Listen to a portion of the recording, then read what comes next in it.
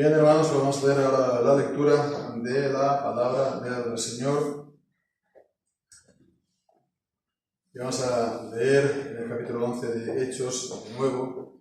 Y lo vamos a hacer pues desde el versículo 19 hasta el 26. Y bien, pues dice así la palabra del Señor. Y los que habían sido esparcidos a causa de la persecución que sobrevino en tiempo de Esteban anduvieron hasta Fenicia y Chipre y Antioquía, no hablando a nadie la palabra, sino solo a los judíos. Y había entre ellos varones de Chipre y de Cirene, los cuales, cuando entraron en Antioquía, hablaron a los helenistas anunciando el Evangelio del Señor Jesús. Y la mano del Señor estaba con ellos, y gran número creyó y se convirtieron al Señor. Y llegó la noticia de estas cosas a oídos de la iglesia que estaba en Jerusalén. Y enviaron a Bernabé que fuera hasta Antioquía. Y cuando llegó y vio la gracia de Dios, se regocijó y exhortó a todos los que con propósito de corazón permanecieran en el Señor. Porque era un varón bueno y lleno del Espíritu Santo y de fe. Y una gran multitud fue agregada al Señor. Después partió Bernabé a Tarso a buscar a Saulo, y tras hallarlo lo trajo a Antioquía. Y se congregaron todo un año allí con la iglesia y enseñaron a mucha gente. Y los discípulos fueron llamados cristianos por primera vez en Antioquía. Amén. El Señor bendiga su santa palabra. Hemos vuelto a leer este pasaje y ya empezamos a considerar la semana anterior, ¿no? Los versículos 19 y 20, cuando estuvimos viendo que los que se salieron de Jerusalén con motivo de la persecución, cuando hubo el martirio de Esteban, pasaron por todas partes y predicaron en Antioquía, ¿no? Y pasaron, pues, si nos quedamos, ¿no?, anunciando el Evangelio del Señor Jesús al final del versículo 20. Y estuvimos considerando la semana pasada, ¿verdad?, lo que esto nos enseña y lo que esto nos anima para que todo creyente, todo hijo de Dios, dé testimonio a sus prójimos y a sus semejantes, a la gente de alrededor, que no hace falta ser un oficial para hacerlo, sino todo aquel que cree en el Señor Jesucristo, que lo ha conocido, pues por su vida y también por sus palabras puede dar este testimonio. Pero para no volver otra vez a lo mismo, vamos a continuar adelante y vamos a estar pues considerando dos cosas, espero. La primera, la que encontramos en el versículo 21, la mano del Señor estaba con ellos y gran número creyó y se convirtió al Señor. La primera de estas cuestiones vemos aquí, hay una palabra acerca del Señor. La mano del Señor, esto evidentemente es un antropomorfismo, ¿no? Es una expresión corriente en la Biblia para hablar del poder de Dios. Otras veces incluso dice Jesús: si yo por el dedo de Dios echo fuera demonios, ciertamente el reino de los cielos se ha acercado a vosotros. El dedo del Señor, o también la mano del Señor, ¿no? Y viene a ser lo mismo, lo que Él hace. La obra del Señor, el poder de Dios. Entonces, si yo he hecho demonios por el poder de Dios, por la mano de Dios, por el poder de Dios, si el poder de Dios se manifiesta, ciertamente el reino de los cielos se ha acercado a nosotros. Y el reino de los cielos es eso, es el poder de Dios en acción, por medio de su palabra. Y es lo que nos dice en la Epístola a los Romanos, en el capítulo 14, que el reino de Dios no consiste en palabras, sino en justicia, en gozo y en paz por el Espíritu Santo. Entonces es el poder del Espíritu que Bueno, pues se manifiesta ya en el hecho de la predicación y del anuncio, es ya una muestra en sí misma del poder de Dios, que en medio de las tinieblas Él ha hecho que su voz resuene. En medio de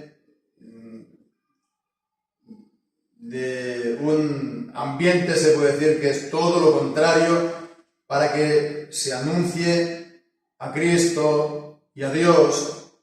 El que haya este anuncio ya es una prueba en sí misma del poder de Dios. Pero el poder de Dios también es en cuanto a lo que Él hace por medio de esa palabra. Porque el Espíritu Santo también está obrando en la gente al escuchar la palabra de Dios. Y es, creo en este sentido, que está hablando aquí. La mano del Señor estaba con ellos y se convirtió gran número de gente, gran número creyó y se convirtió al Señor. El poder de Dios estaba acompañando el anuncio de la palabra de Dios en la gente que escuchaba, de manera que, dice, gran número creyó. Y es enfático, ¿no? Gran número creyó. Es como también en el versículo 24. Una gran multitud fue agregada al Señor. Bien, pues entonces vemos no solamente una multitud, sino además una gran multitud. Entonces es el poder de Dios que está obrando de esta manera, abriendo el corazón a la gente de dentro. Más adelante en el libro de los Hechos lo va a explicar en el capítulo 16 con Lidia, la vendedora de púrpura, diciendo que le abrió el corazón para que estuviera atenta a las palabras de Pablo. Entonces le abre el corazón por medio de las palabras que escucha, pero esto con la bendición del Señor. Y se puede decir algo más también acerca de este poder de Dios. Este poder de Dios que ha de estar, sí, la predicación de la palabra misma ya lo es también el medio por el cual se abre el corazón, ¿no? La palabra de Dios, por la bendición del Espíritu Santo. El poder de Dios se manifiesta también ahí. Pero también vemos, aunque no es el versículo 21, pero en el versículo 24 está hablando de Bernabé, que era un varón bueno y lleno del Espíritu Santo. Lleno del Espíritu Santo. Entonces vemos también esta tercera dimensión, que es el Espíritu Santo en el portavoz, en el que predica, en el que trae la palabra. Entonces, él también ha de tener esta llenura del Espíritu Santo y él también ha de tener esta unción del Espíritu Santo. Entonces vemos que no es algo solamente en la palabra misma o solamente en los auditores o solamente en el que predica. Todo el conjunto ha de estar, todo el conjunto de hecho es esta manifestación del poder de Dios, y el poder de Dios actúa de esta manera plena. Muchas veces se intenta aislar una de estas obras, ¿no? O se intenta dividirlas, ¿no? Como que solamente hemos de buscar el poder de Dios en los que oyen, ¿no? Y por supuesto que lo hemos de buscar, el poder de Dios para abrir el corazón de los que oyen. Pero también vemos que el predicador también ha de estar lleno del Espíritu y también con las palabras que él dé sean las palabras de Dios, para que éstas sean esta espada de Dios en su mano, de dos filos que penetran hasta lo más profundo del corazón. Bien, pues entonces esto es esta manifestación tan gloriosa del poder de Dios que hizo que un gran número creyera, y dice se convirtiera, gran número creyó y se convirtió al Señor, ¿no? Solamente lo voy a decir de paso, y no evidentemente con ningún ánimo polémico. Ya estamos llegando a unas edades que las polémicas no acompañan la edad, ¿no? Pero, a ver, por supuesto, nosotros somos reformados y creemos absolutamente en la soberanía de Dios. Pero también, de igual manera que a veces se divide pues, la acción del Espíritu en la predicación del Evangelio, etcétera, etcétera, pues igualmente en la obra de la salvación, en particular la de la conversión, ¿no? Entonces, por ejemplo, muchas veces en los ámbitos reformados pues se dice, no es correcto decir me convertí, porque no eres tú quien te has convertido. Fue Dios quien te ha convertido a ti. Y sí, en realidad es cierto, porque es Dios a quien abre el corazón, como acabamos de decir, y es Dios quien obra en vosotros así el querer como el hacer, por su buena voluntad, por supuesto, ¿no? Eso nadie lo pone en duda y creemos completamente en todas las doctrinas, ¿no? ¿Quién podría decir lo contrario? De la soberanía de Dios. Pero aquí está diciendo que se convirtió al Señor. La gente se convirtió al Señor. La gente se convierte al Señor, ¿no? Son las personas que se convierten al Señor. Son las personas que dan media vuelta de sus caminos y se vuelven al Señor. Son las personas que se arrepienten de sus pecados y se vuelven al Señor. Entonces es algo que ellos hacen, porque aquí el sujeto es las personas de la gran multitud, ¿no? Entonces, por supuesto que sin la obra de Dios no lo podemos hacer, pero ellos hacen algo en esta conversión. No es algo, digamos, meramente pasivo y como que son llevados, ¿no? Sí, por supuesto que el Señor hace eso y la gracia de Dios está en todo este proceso, nos va adelante, nos acompaña y nos empuja por detrás. Pero nos convertimos nosotros, nos volvemos a Dios nosotros, nos arrepentimos de nuestros pecados y ponemos nuestra confianza en el Señor. Por supuesto, no sin la gracia de Dios, pero no se puede decir que no es correcto la expresión yo me convertí al Señor porque la encontramos. Eso. Entonces, a veces se hace estos énfasis desmedidos, ¿no? Que intenta a lo mejor también dividir esto, ¿no? Que si Dios obra, entonces yo no puedo obrar, ¿no? Si Dios está obrando, entonces yo no tengo que hacer nada. No, si yo hago algo es porque el Señor está obrando en mí, es por su gracia. Pues ya está. No hay más que darle vueltas aquí, ¿verdad? Bueno, pues entonces esto era lo que hemos visto en el versículo 21 y creo que lo que viene a continuación lo podemos resumir. Lo podemos resumir y lo podemos ver en esta misma sesión, se puede decir, en este mismo meditación o estudio. ¿Por qué? Pues porque vemos una cosa muy interesante. Dice que llegó la noticia, la fama de estas cosas a oídos de la iglesia que estaba en Jerusalén. Y enviaron a Bernabé que fueran hasta Antioquía. Y cuando llegó y vio la gracia de Dios, se regocijó y exhortó a todos los que con propósito de corazón permanecieran en el Señor. Bernabé pues apareció, creo, al final del capítulo, lo hemos visto, del capítulo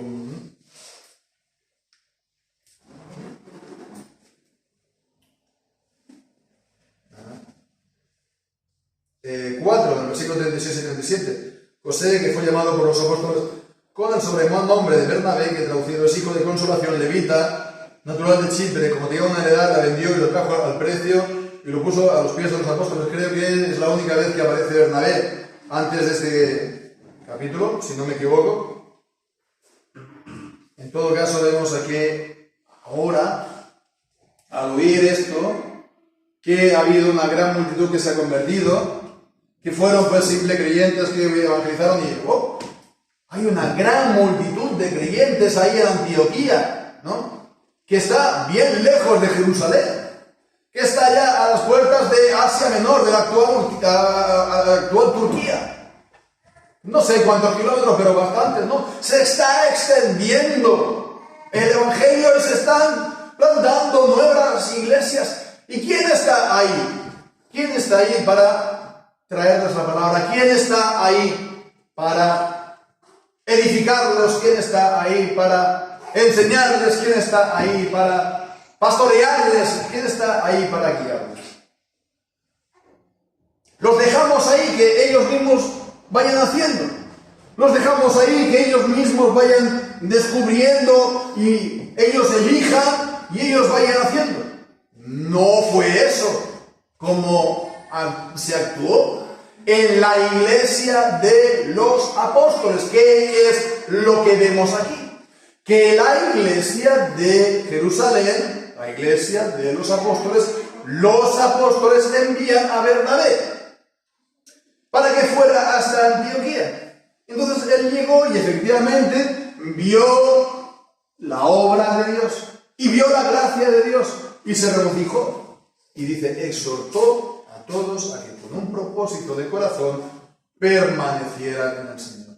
Les estaba exhortando, les estaba animando, les estaba enseñando también la necesidad de que la fe en el Señor no es una cosa de un día, no es algo de una emoción que uno da en un día, no, es algo que dura para toda nuestra vida aquí en la tierra y después para toda la eternidad, y que es necesario por lo tanto perseverar hasta el fin y ser salvos de esta manera. Entonces él tenía que traer enseñanza, él tenía que formar ese grupo de creyentes como una iglesia. Y vemos que los apóstoles le dieron esa comisión y realmente vemos su ministerio tuvo fruto, porque lo que hemos dicho de que una gran multitud, no una gran multitud acerca, que ya es mucho, sino una gran multitud se añadieron al gran número de los que habían creído ya. ¿Cuántos podrían ser? No sé, a lo mejor centenares, tal vez miles allá en Antioquía. Bien, vemos, fueron agregadas al Señor. No está diciendo agregada a la iglesia, que también es cierto, por supuesto, pero agregada al Señor, hablando así de esta manera, de la unión que tienen los creyentes con el Señor, y de la unión que tiene además la iglesia con el Señor. Como veíamos el domingo por la tarde, por lo tanto, cualquier cosa que se haga en contra de estos pequeñitos se hace contra el Señor. Bien, pues entonces, él después, Bernabé, a lo mejor vio que eso era demasiado para él. Seguramente él vio que necesitaba ayuda en esta tarea, que eran grandes multitudes las que estaban ahí, muchas almas, y él se vería desbordado. Si estaban los apóstoles en Jerusalén, ¿verdad? Y eran 12, y se vieron también desbordados, ¿no? Él estaba ahí solo, tampoco ha dicho de haber puesto a hermanos para servir las mesas. Pero seguramente que a imagen de lo que ocurría en Jerusalén también se hacía ya. Y se estaban ocupando de los pobres. Y se estaban ocupando también de las viudas y de los casos de necesidad. ¿Y entonces qué hace? Partió Bernabé a Tarso, a donde se había ido Saulo de Tarso, ¿verdad? Que se había convertido en el capítulo 9. Y bien, pues entonces, tras hallarlo, lo trajo a Antioquía. ¿Qué hacía ahí? Bueno, pues ahí estaba, utilizando un símil futbolístico, el apóstol Pablo estaba corriendo la banda. Seguramente se estaba preparando, ¿verdad? Se estaba calentando para entrar en el servicio al Señor. Por medio de mucho estudio, seguro, por medio de mucha elaboración y meditación en la palabra de Dios. Había mucho que reaprender de la palabra de Dios. Él como un fariseo de fariseos, ¿no? Él como un escriba docto en la palabra de Dios, se tenía que conocer perfectamente los escritos de los padres, ¿no? De los antiguos. Pero tenía que reaprenderlo todo. Tenía que reaprenderlo todo. Así pues, seguro que fue un tiempo de aprendizaje y de preparación espiritual, que vemos que es necesario. Por lo tanto, aquel que se vaya a servir al Señor, ha de tener también un tiempo de preparación, un tiempo de recogimiento, un tiempo de estudio, un tiempo de, como hemos dicho, no correr la banda o de calentarse para el futuro ministerio. Y bueno, a lo mejor él estaba ahí en Saulo y decía, ¿yo qué hago aquí? ¿Qué hago aquí? ¿Quién está aquí? ¿Cuántos creyentes hay aquí? ¿No? A lo mejor habría algún creyente alrededor, pero no habría muchos más. No habría una congregación, ¿no? Seguramente. Y él se estaría diciendo, bueno, pues yo, ¿qué pasa? ¿Me voy a quedar aquí siempre? ¿Se ha olvidado el mundo de mí? Bueno, pues entonces Bernabé no se había olvidado de él y fue hasta Tarso y lo fue a buscar. Y no paró hasta encontrarlo. Y una vez que lo encontró, lo trajo a Antioquía. Y bien, pues entonces volvieron a Antioquía y se congregaron todo un año allí con la iglesia y enseñaron a mucha gente. Y los discípulos fueron llamados cristianos por primera vez en Antioquía. Vemos a que estaba dando, por así decirlo, orden y forma a la iglesia, y estructura, y ministerios, y enseñanza, etcétera, etcétera, etcétera. Y todo esto, vemos, fue porque los apóstoles en Jerusalén enviaron a Bernabé como comisionado, y él estuvo ahí, por así decirlo, plantando esa iglesia. Ya estaba plantada en algún sentido, ¿no? Porque ya había creyentes, pero tenía que ser levantada y ser puesta en pie, ¿no? Como iglesia del Señor. Y al final de este versículo está precisamente hablando de iglesia y de cristianos, nombres, por así decirlo, oficiales de. Entonces esto es algo muy interesante porque creo que es un ejemplo bíblico clarísimo acerca de que la iglesia de los apóstoles, no, por mucho que muchos se quieran reclamar de ella, ¿no? Para que cada congregación haga como quiera.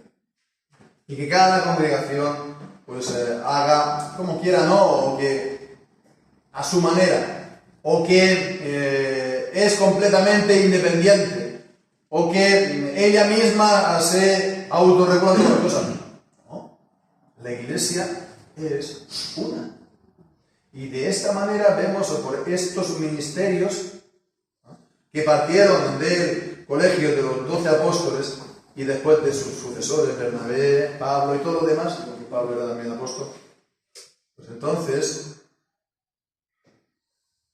aunque hay la iglesia en Antioquía y hay la iglesia en Jerusalén, ¿no? Y después en el capítulo 15 habrá un problema en la iglesia de Antioquía. ¿Y a dónde se va a ir a resolver? Se va a ir a resolver a la iglesia de Jerusalén, a donde están los ancianos y a donde están los apóstoles. Y lo que ellos dicen va a ser de aplicación en la iglesia de Antioquía, pero no solamente de la iglesia de Antioquía, sino que van a dar cartas con los dogmas, realmente es la palabra que utiliza esa carta, ese pasaje en el capítulo 15, con los dogmas de la iglesia de Jerusalén, para que se apliquen en todas las iglesias. Con lo cual le podemos poner el nombre que queramos, ¿no? Pero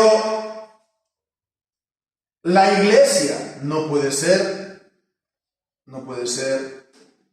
congregacionalista o independiente. Y si no, pues, ¿qué hacemos con este pasaje? ¿Qué hacemos con Hechos 15?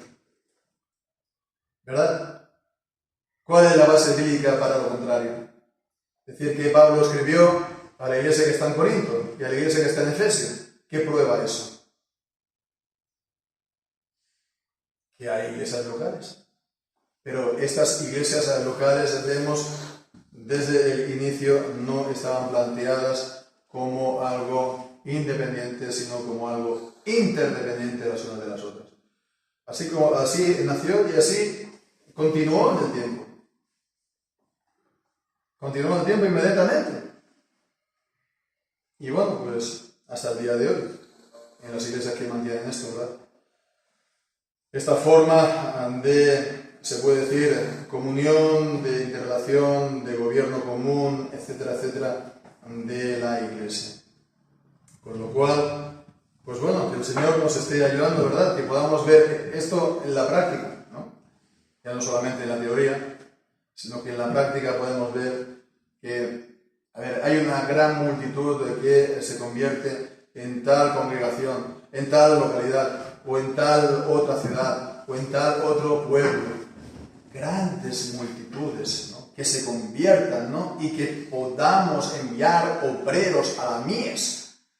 Y que entonces, cada iglesia, por supuesto, es una iglesia local en su localidad, pero todas juntas son una iglesia en el territorio en el que estén y en la nación en la que estamos. Como ha sido, digo, en la historia y como tiene que ser, vemos según la palabra de Dios. Que el Señor nos dé esto, por lo cual también estemos orando al Señor con todo el corazón. Que el Señor se digne de usarnos en este tiempo de esta manera. Porque así sea. Y el Señor bendiga su santa palabra. Amén.